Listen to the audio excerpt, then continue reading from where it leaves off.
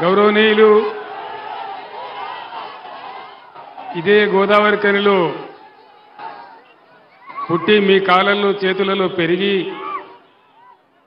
బొగ్గుగని కార్మికుడిగా 26 సంవత్సరాలు పనిచేసి మీ దీవెనతో మీ ఆశీర్వాదంతో ఎమ్మెల్యేగా గెలిచి మంత్రి పదవి కూడా అలంకరించి ఈరోజు బీఆర్ఎస్ పార్లమెంట్ అభ్యర్థిగా మీ ముందు నిలబడ్డటువంటి గౌరవనీయులు శ్రీ కొప్పుల ఈశ్వర్ గారు,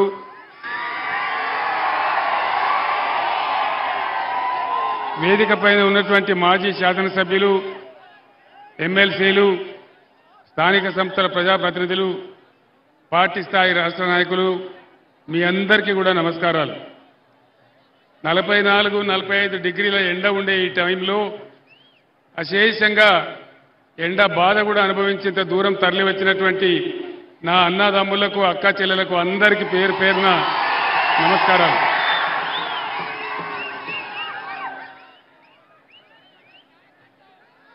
నలభై 48 గంటల తర్వాత నిషేధించబడిన నా గొంతు మళ్ళీ మాట్లాడుతున్నది.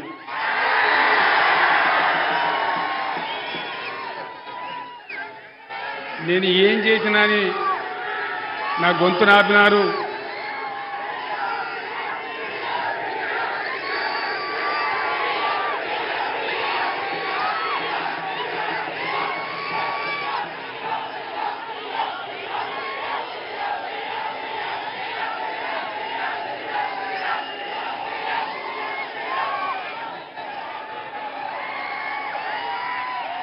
ఎందుకోసం నా గొంతు నొక్కేసినారు, ఎందుకోసం ఆపినారు?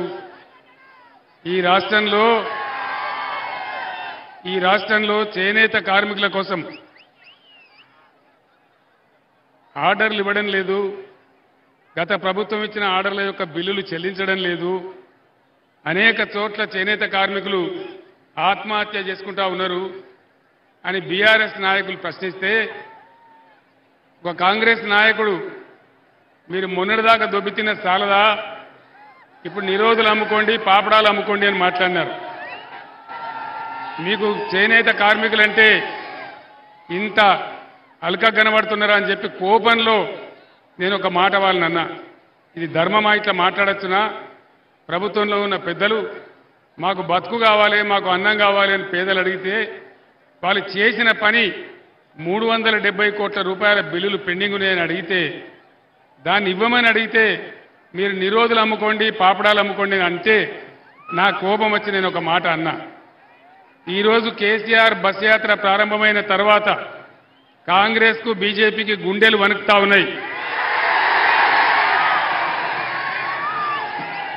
ఇద్దరు కుమ్మక్కైపోయి వీడిని ఎట్లన్నా ఆగబట్టాలి, ఎట్లన్నా వీడిని నిలువరించాలి అనేటువంటి కుట్రగట్టి ఈ నా మీద బ్యాన్ పెట్టినారు. ఆ విషయం మీకు అర్థమైపోయింది, మీ అందరికీ కూడా తెలుసు. ఇవాళ నేను ఇక్కడికి గోదావరి కనికి 2 గంటల ముందే వచ్చినా ఆ దిక్కుమాలిన బ్యాన్ ఉంది కాబట్టి ఆ బ్యాన్ తర్వాతనే రావాలని చెప్పి 8:15 తర్వాత నేను బయటికి రావడం జరిగింది. ఇంకొక మాట మీరు గమనించాలి, రాజకీయాలలో మతం గురించి మాట్లాడడం చాలా పెద్ద తప్పు. ఎన్నికల నిబంధనలకు విరుద్ధం.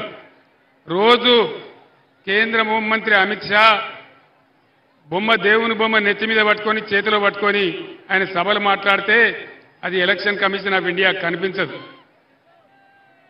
డైరెక్ట్గానే హిందువులు ముస్లింలని అడ్డగోలుగా మతాన్ని అడ్డం పెట్టుకొని స్వయంగా దేశ ప్రధానమంత్రి మాట్లాడినా ఎలక్షన్ కమిషన్ ఆఫ్ ఇండియాకి అది కనిపించదు.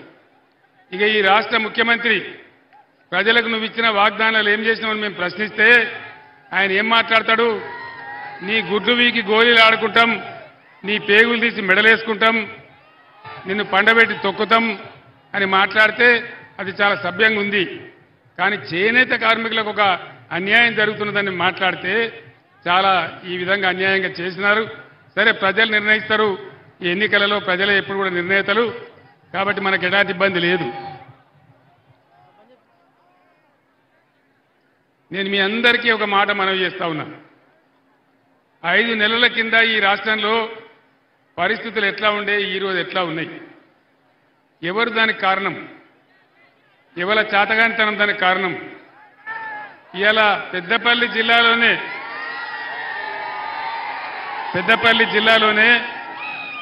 50,000 ఎకరాలకు పైగా పంట పొలాలు ఎండిపోయినాయి. ఇప్పుడే ఎమ్మెల్యేలు మనోహర్ రెడ్డి గారు కానీ ఇంకా మిత్రులు కానీ ధర్మపురి ప్రాంతం వాళ్ళు కానీ నాకు చెప్తా ఉన్నారు 50,000 ఎకరాలకు పైగా పంట పొలాలు ఎండిపోయినాయి. ఎవరు దీనికి కారణం? గత 10 ఏళ్లలో ఎప్పుడైనా ఎండిపోయినాయా? పోయిన 10 ఏళ్లలో పొలాలు ఎండినాయా తెలంగాణలో? మరి ఈరోజు ఎందుకు ఎండుతా ఉన్నాయి? దయచేసి మీరు ఆలోచన చేయాలి. గత 9 సంవత్సరాలలో కరెంటు కోతలు లేవు, కడుపు నిండా కరెంటు ఉండేది. మరి ఈరోజు కరెంటు కోతలు ఎవరు పెట్టినారు? వినబడతలేదు. జై కాంగ్రెసా? ఇలా కరెంటు కోతలు స్టార్ట్ అయిపోయినాయి. పక్కనే గోదావరి ఉంటే తెలంగాణ ఉద్యమ సమయంలో నేను చాలాసార్లు గోదావరి కనికి వచ్చిన. గోదావరి కన్ని నుంచి ఇటు పోయేది, పైకి ఆదిలాబాద్ పోయేది, మళ్ళా ఇటు వచ్చేది. పైసా వేయాలి గోదావరిలో అంటే నీళ్లు వెతికి వేసేది. అటువంటి గోదావరిని సజీవ గోదావరి చేసి బ్రహ్మాండంగా ఎన్ని రోజులు గోదావరిలో నీళ్లుండనో, మనకు ఎంత మంచిగా మంచి నీళ్ళు వచ్చినాయో అవన్నీ కూడా మీరు చూసినారు. గోదావరి కన్లో గత 6-7 సంవత్సరాలుగా పుష్కలంగా ప్రతి ఇంటికి మంచిగా ఇళ్లలో నల్లా పెట్టి, పేదవాళ్ళైతే రూపాయికి నల్లా కనెక్షన్ ఇచ్చి ప్రతి ఇంట్లో కూడా నల్లా ఉండే ప్రతిరోజు నీళ్లు వచ్చేది. ఈరోజు ఎందుకు 2 రోజులకు ఒకసారి దినం తప్పి దినం వస్తూ ఉన్నాయి? ఎందుకు మురికి నీళ్ళు వస్తూ ఉన్నాయి? దీనికి కారణం ఎవరు? దయచేసి మీరు ఆలోచన చేయాలి. కాంగ్రెస్ 6 గ్యారంటీలు చెప్పింది. 6 గ్యారంటీలలో ఏ ఒక్క గ్యారంటీ అని అమలైందా? మహిళలకు 2,500 వచ్చినాయా? రైతులకు 2 లక్షల రుణమాఫీ అయ్యిందా? ఆటో రిక్షాల చావులు ఆగుతున్నాయా? ఆ ఫ్రీ బస్ అని పెట్టిండ్రు. సరే, పెట్టిన సంతోషమే, పెడితే మనం వద్దనం. కానీ దాని ద్వారా వచ్చేటువంటి నష్టాలు, ఇలా ఆటో రిక్షా కార్మికులు చచ్చిపోతూ ఉంటే, ఆత్మహత్యలు చేసుకుంటా ఉంటే వాళ్ళ గురించి ఏ మంచి చర్య కూడా లేదు. ఆటో రిక్షా కార్మికులకు న్యాయం జరగాలి. ఆటో రిక్షా కార్మికులారా మీరు బరి తెగించండి, ఉద్యమించండి. మీ తరఫున బీఆర్ఎస్ ఉంటుంది. రేపు అసెంబ్లీలో కూడా పోరాటం చేస్తామని మనవి చేస్తా ఉన్నాను. రైతు కూలీలకు 1,200 ఇస్తామని చెప్పి ఎక్కడైనా ఇచ్చిండ్రా? గతంలో మనం కళ్యాణ లక్ష్మి ఇచ్చేది, తులం బంగారం ఇస్తామన్నారు. 2 తులాలు వచ్చిందట కదా? 2 తులాలు అంటున్నారు లేదా? తులం బంగారం తుస్సుమన్నదా?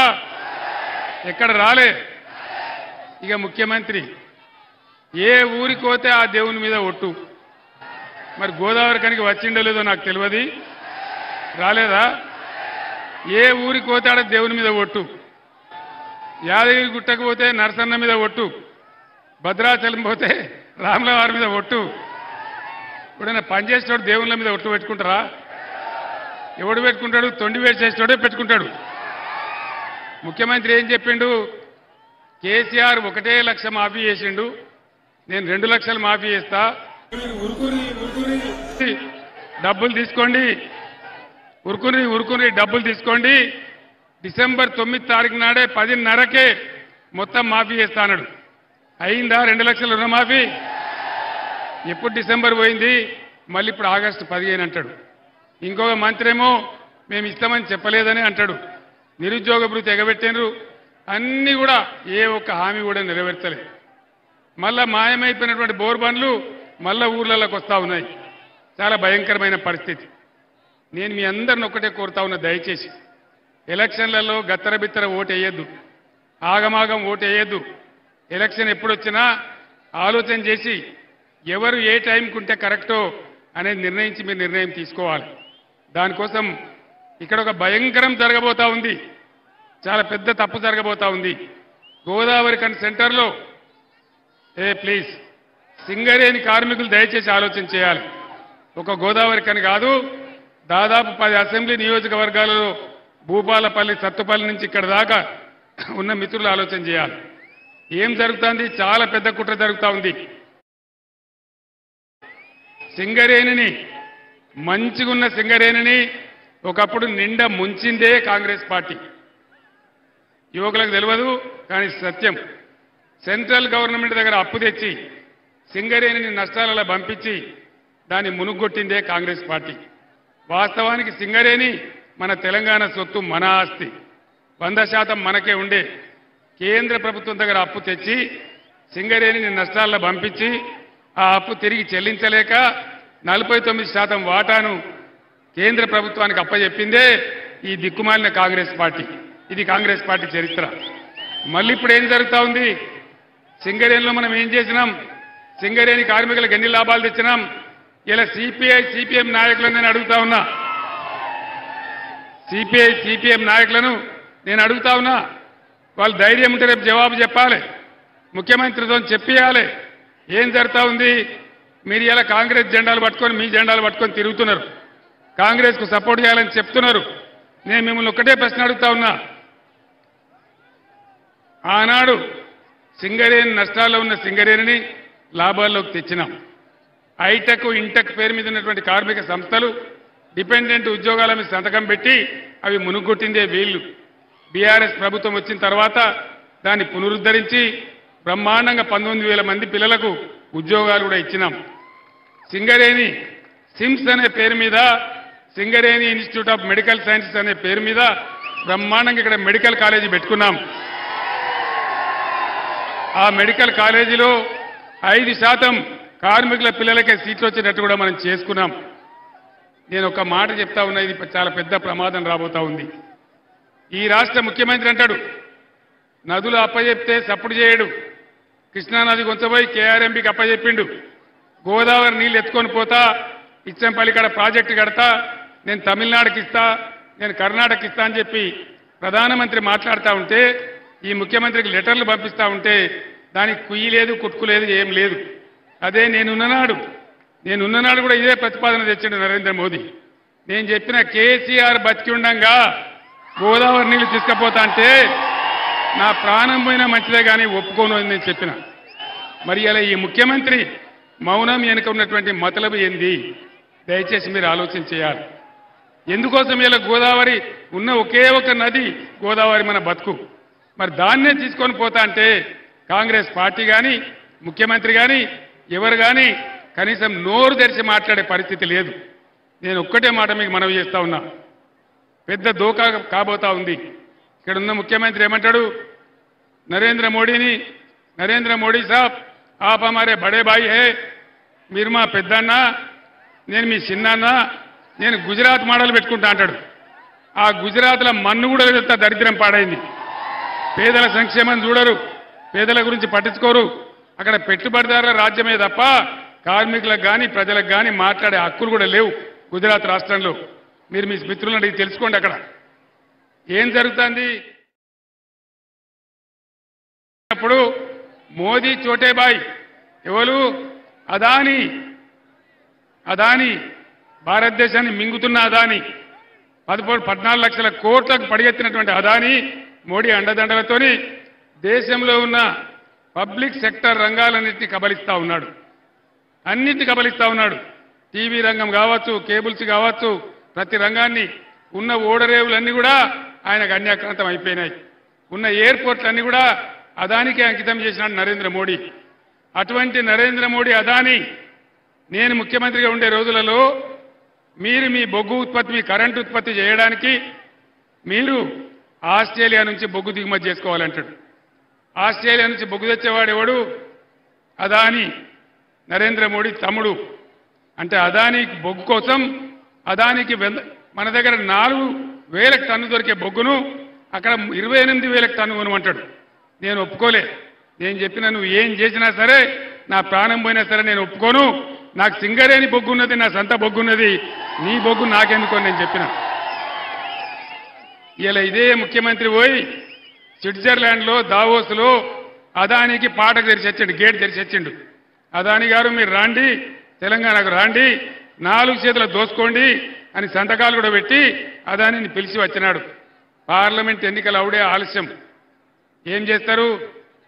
ఉన్న సింగరేణిని ఊడగొడతారు నరేంద్ర మోడీ, రేవంత్ రెడ్డి కలిసి. ఇది నిజమా కాదా మీ ఇంటికి పోయిన తర్వాత మీరు చర్చ చేయండి. ముఖ్యమంత్రి ఎందుకు పిలిచాడు అదానిని తెలంగాణకు? నేను ఎందుకు రానివ్వలేదు? నేను అడుగు పెట్టనీయలే. బిడ్డ అడుగు పెడితే ఖబర్దారని చెప్పిన నేను రానియలే. కానీ ఇవాళ ఇదే ముఖ్యమంత్రి ఆహ్వానిస్తా ఉన్నాడు.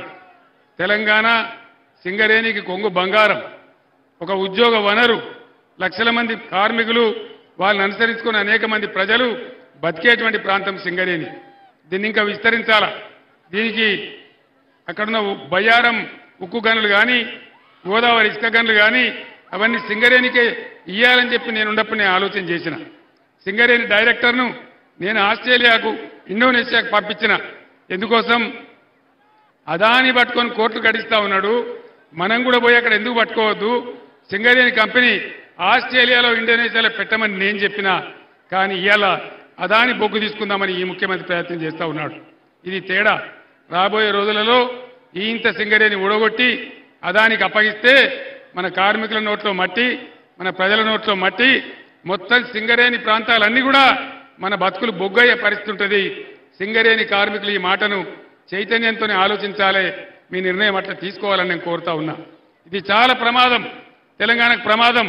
ఇవాళ మీరు పార్లమెంట్లో కనుక బీజేపీనో కాంగ్రెస్నో గెలిపిస్తే నేను కూడా ఏం చెయ్యలేను, నా వల్ల కూడా ఏం కాదు.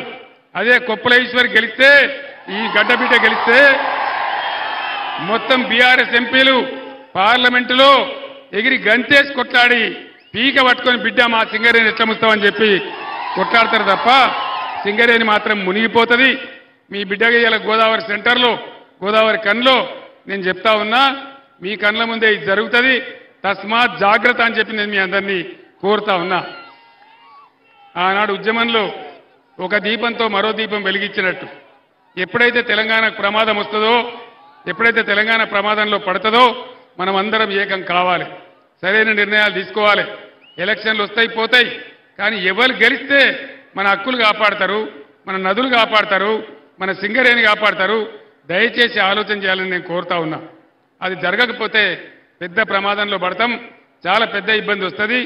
దానికోసం మీ కాళ్ళల్లో చేలల్లో మీ మధ్యలో పెరిగిన బిడ్డ, మీ బిడ్డ, సింగరేణి కష్టం తెలిసిన బిడ్డ ఈశ్వర్ గెలిస్తేనే తప్పకుండా మన హక్కుల కోసం కొట్లాడతాడు. కాబట్టి దయచేసి అన్ని వర్గాల ప్రజలు కూడా ఆలోచించి గోదావరికి అనుకున్న ఈ వైభవం, మంచిర్యాలకున్న వైభవం, ఇలా భూపాలపల్లి, సత్తుపల్లి, కొత్తగూడెం ఉన్న వైభవం సింగరేణిని కాపాడుకోవాలంటే ఖచ్చితంగా బొగ్గు గని కార్మికులు ఉన్నటువంటి పక్షాన ఉన్నటువంటి ఈయన గెలిస్తేనే బ్రహ్మాండంగా జరుగుతుంది.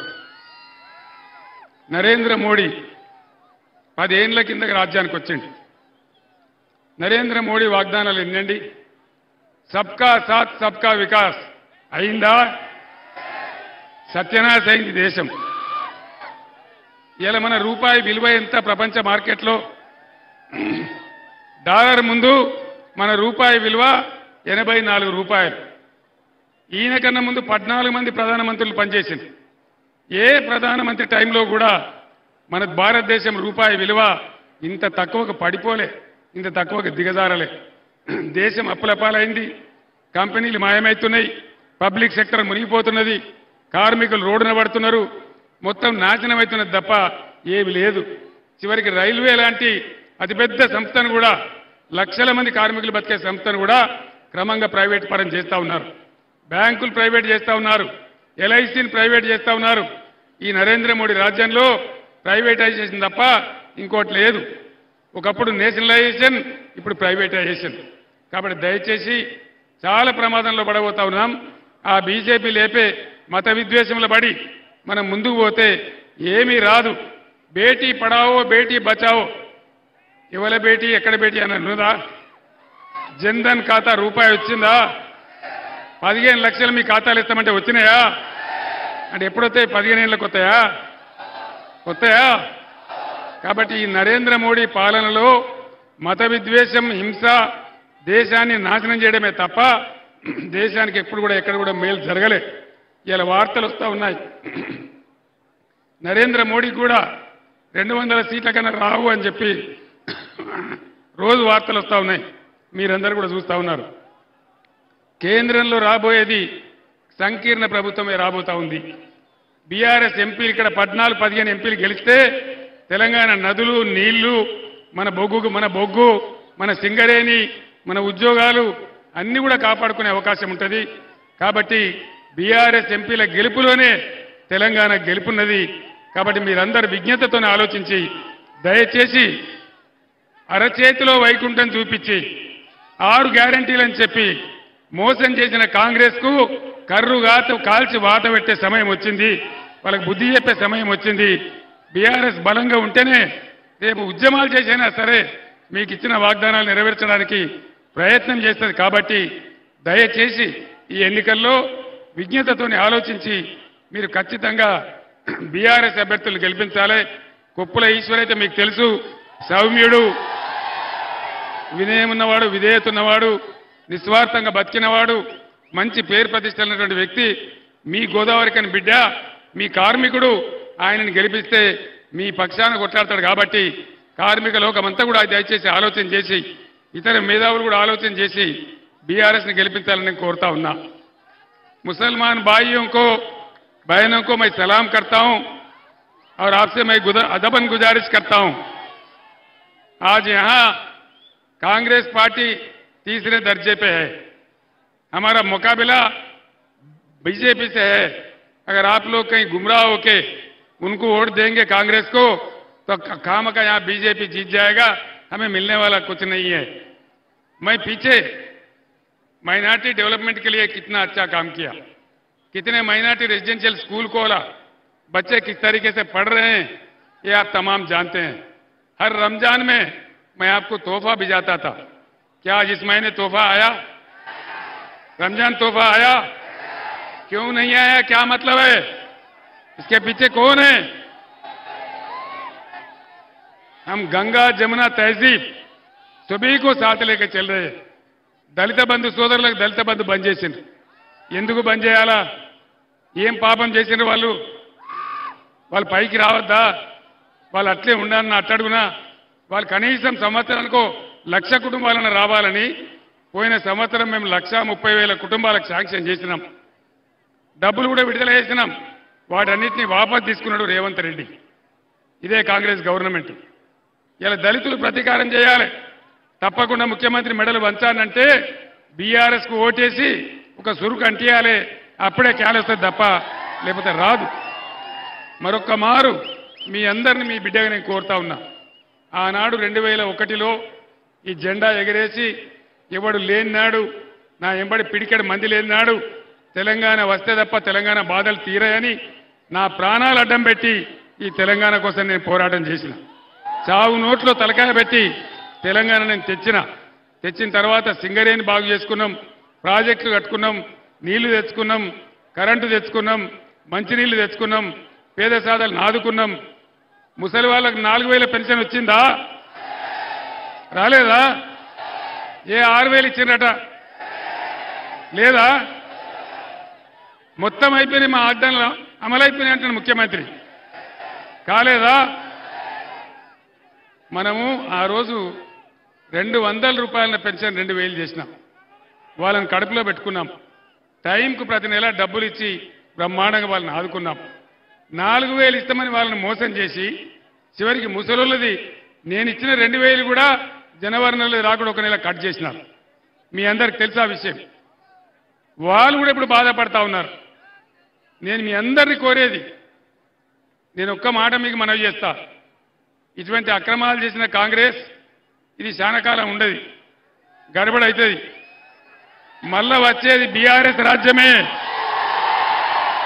డెఫినెట్గా వస్తుంది ప్రజల దీవెనతోని ప్రజల అండదండలతోని ఖచ్చితంగా మళ్ళా గవర్నమెంట్ బీఆర్ఎస్ఏ వస్తుంది అన్ని కూడా బ్రహ్మాండంగా చేసుకుంటాం అన్ని రకాలుగా ముందుకు పోతాం అందువల్ల నేను మిమ్మల్ని కోరేది